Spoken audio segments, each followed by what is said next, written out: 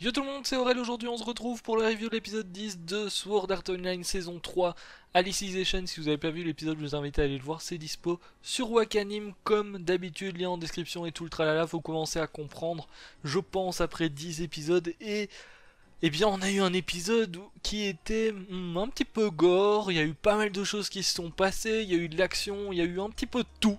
Donc ça fait plaisir parce que le dernier épisode était un petit peu plus calme, on apprenait certaines choses sur le monde ici.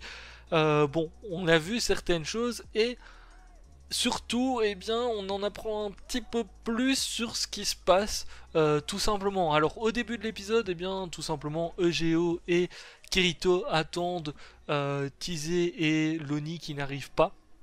Hein, tout simplement, donc ils avaient rendez-vous avec, sauf que elle n'arrive pas. Au final, Kirito décide d'aller les chercher tout simplement. Donc bon, il se barre de la chambre en passant, enfin du bureau ou de la chambre en passant par la fenêtre. Hein. Bon, allez savoir pourquoi est-ce qu'il passe par là.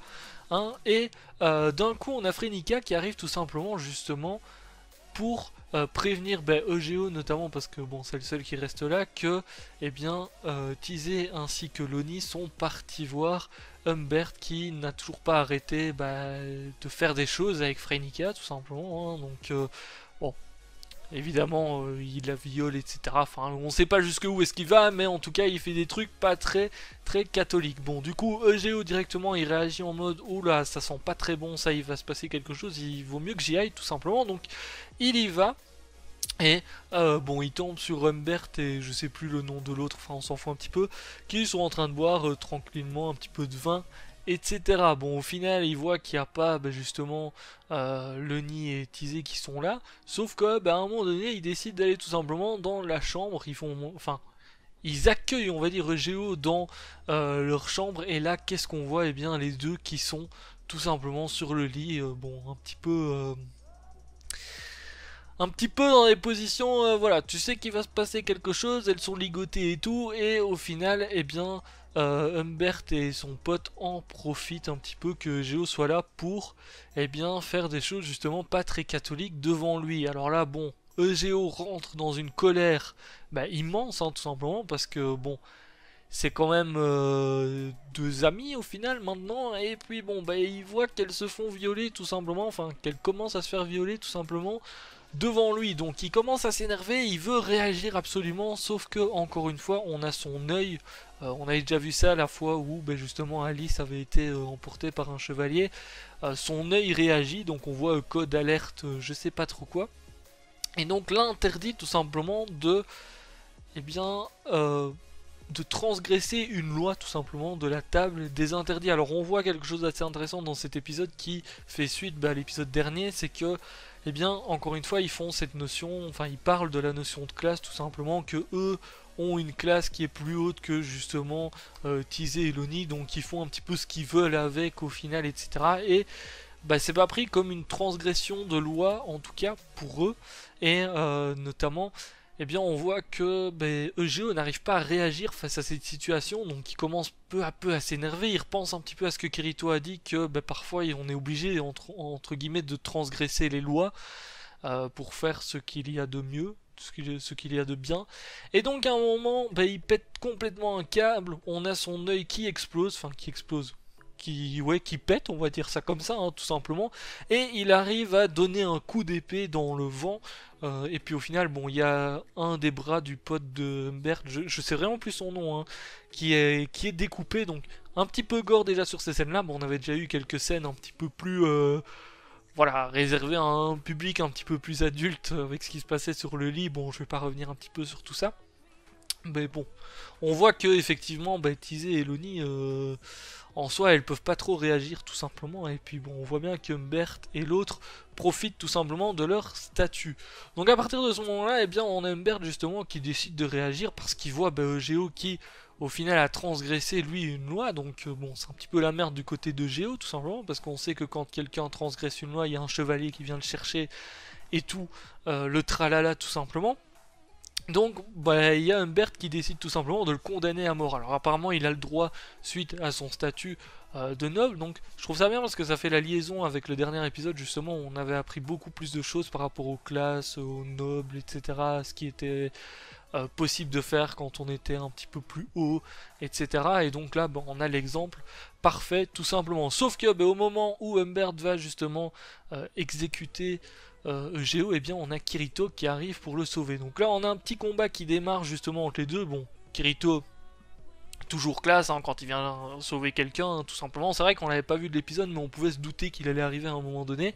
Et il arrive d'une manière très classe en mode wow, c'est mon pote, tu lui fais rien du tout, espèce de petite merde. Donc ça, ça fait plaisir de voir un Kirito un petit peu comme ça, et puis on a l'habitude de le voir comme ça, j'ai envie de dire. Donc là, on a un petit combat qui démarre entre les deux.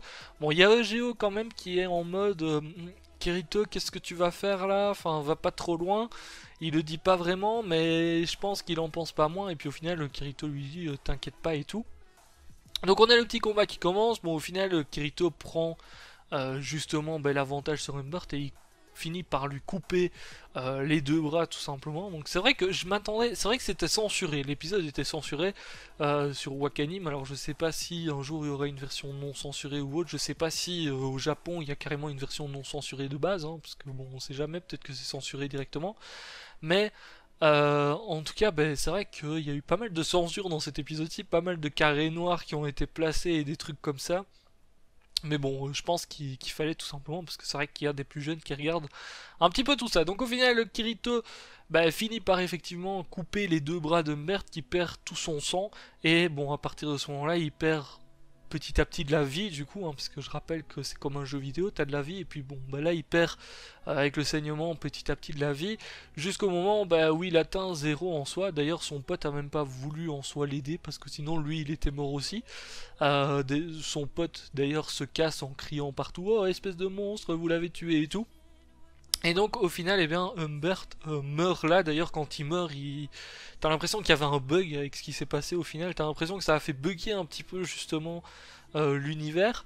Parce qu'il était là, il avait des spasmes et tout. Bon, c'était très très bizarre. Bon, au final, du coup, Kirito et Egeo, ils ont transgressé tout simplement la table des interdits. On a à un moment donné un espèce de portail qui se crée. Et on voit encore un être tout blanc. Qu'on avait déjà vu d'ailleurs quand il y avait eu... le moment où Alice aussi avait transgressé les lois de la table des interdits, on avait vu exactement la même chose. Donc apparemment ça serait quelque chose qui signalerait quand il y a un problème. Donc ici ça aurait signalé justement Egeo et Kirito, donc très certainement au plus haut placé. Donc c'est un petit peu comme des... Comment est-ce qu'on pourrait appeler ça? Ils doivent... c'est eux qui analysent si quelqu'un respecte bien les lois ou pas au final, et qui... report en cas de besoin, un petit peu comme on dit dans les jeux vidéo, tout simplement, s'il y a quelque chose qui se passe et qui est interdit, tout simplement. Donc ici c'est le cas.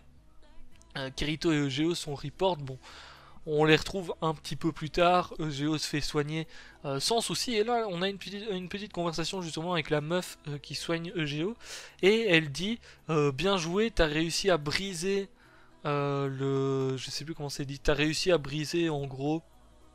Enfin, t'étais scellé, mais t'as réussi à t'en défaire, tout simplement. On va dire ça comme ça, c'est un petit peu plus simple. Je sais plus quel mot est-ce qu'elle utilise exactement, mais soit. Donc en gros, vraiment, son œil, c'était quelque chose qui l'interdisait de transgresser les lois, mais apparemment, il a réussi à briser justement, entre guillemets, le sort qu'il y avait sur lui, et du coup, il a réussi à aller plus loin que les lois et à faire quelque chose. Bon, Kirito n'est pas soumis à la même chose vu que Kirito vient d'un monde extérieur apparemment, mais ça voudrait dire que les autres personnes de ce monde-là ont aussi justement un espèce de sort qui les empêche de ne pas respecter tout simplement, enfin qui les empêche d'aller contre la table des interdits en tout cas.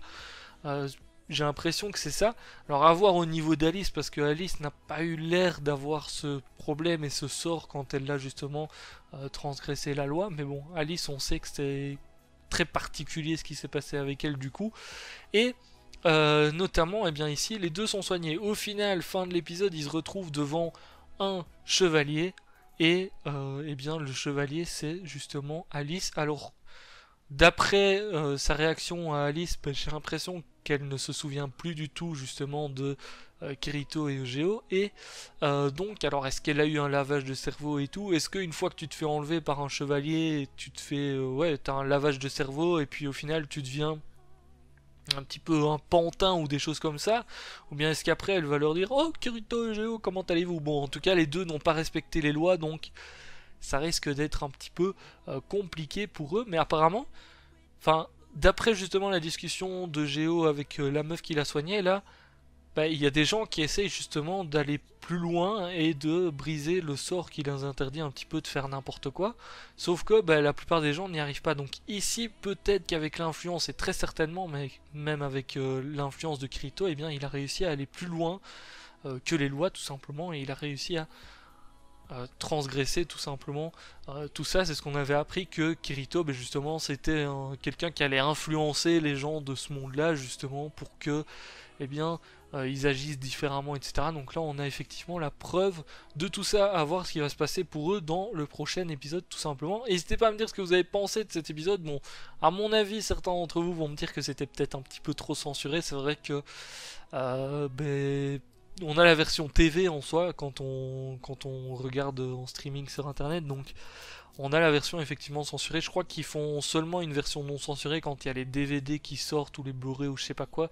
Donc il faudra peut-être attendre un petit peu pour avoir une version non censurée, mais on ne sait jamais si ça sort un jour. Du coup, je vous laisse ça pour cet épisode, pour cette review en tout cas. N'hésitez pas à lâcher le petit pouce bleu si ça vous a plu. Je vous dis à très très bientôt. Ciao, bye bye.